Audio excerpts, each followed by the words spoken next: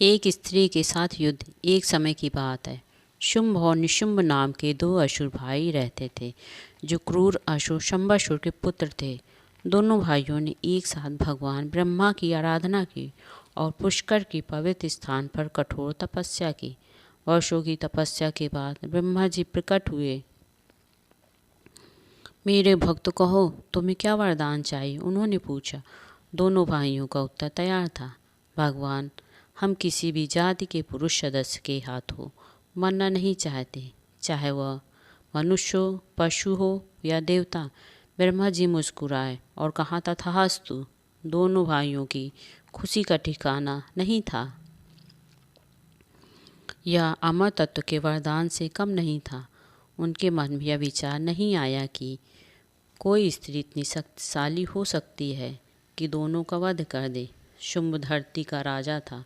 वरदान मिलने के बाद दोनों भाइयों का व्यवहार निर्दयतापूर्ण हो गया। वे उससे भी कहीं अधिक क्रूर हो गए। जब वे ताड़का की सेना के सेनापति हुआ करते थे और जब वह शक्तिशाली राक्षसी जीवित थी, स्थिति को और गंभीर बनाते हुए उन्होंने उनकी सहायता चंद्र एवं मुंड नाम के दो बड़े योद्धा कर रहे थे, जो मात्र दोनों भाइयों की सेवा के उद्देश्य से उनके साथ जुड़ गए थे। समय के साथ साथ दोनों के अत्याचार अपने चरम पर पहुंच गए। सामान्य मनुष्य का जीवन अत्यधिक कष्टदायक हो गया। एक दिन चंड और मुंड वन में घूम रहे थे, तभी उनकी दृष्टि एक स्त्री पर पड़ी, जो इतनी सुंदर थी कि उन्होंने उसकी सुंदरता का संदेश तुरंत राजा शुंभ तक पहुंचा दिया। उन्होंने राजा से कहा कि वह स्त्री उनकी पत्नी बनने के योग्य है। चंड और मुंड की राय पर विश्वास करने वाले शुंभ ने अपने दो अधीनस्थों के माध्यम से उस सुंदरी स्त्री तक विवाह का प्रस्ताव भिजवा दिया। वह स्त्री, जो देवी पार्वती का रूप थी, उसने आग्रह को ठुकरा दिया। मैंने प्रण किया है कि मैं किसी ऐसे व्यक्ति से विवाह करूंगी जो मुझे युद्ध में पराजित कर दे, इसलिए मैं राजा के प्रस्ताव को स्वीकार नहीं कर सकती। उसने दूतों से कह दिया, लेकिन शुंभ ने हार नहीं मानी। उसने अन्य विश्वस्त मंत्रियों को उसे मनाने के लिए भेजा। हालांकि वे सभी उसी संदेश के साथ बैरंग लौट आए।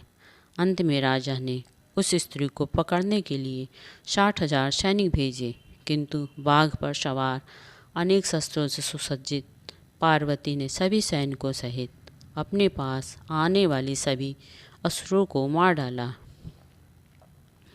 जिनमें चंड और मुंड भी शामिल थे। अपने निष्ठावान सेवकों का मारा जाना शुंभ और निशुंभ पर होने वाला बहुत बड़ा प्रहार था।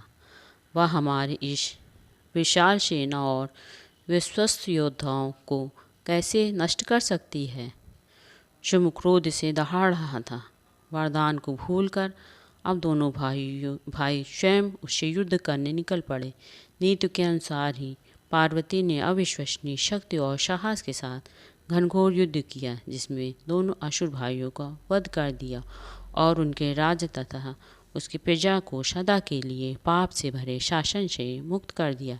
ब्रह्मा जी का वरदान अटूट रहा, क्योंकि दोनों भाइयों का वध किसी प्रजाति के पुरुष सदस्य ने नहीं, बल्कि एक स्त्री ने किया।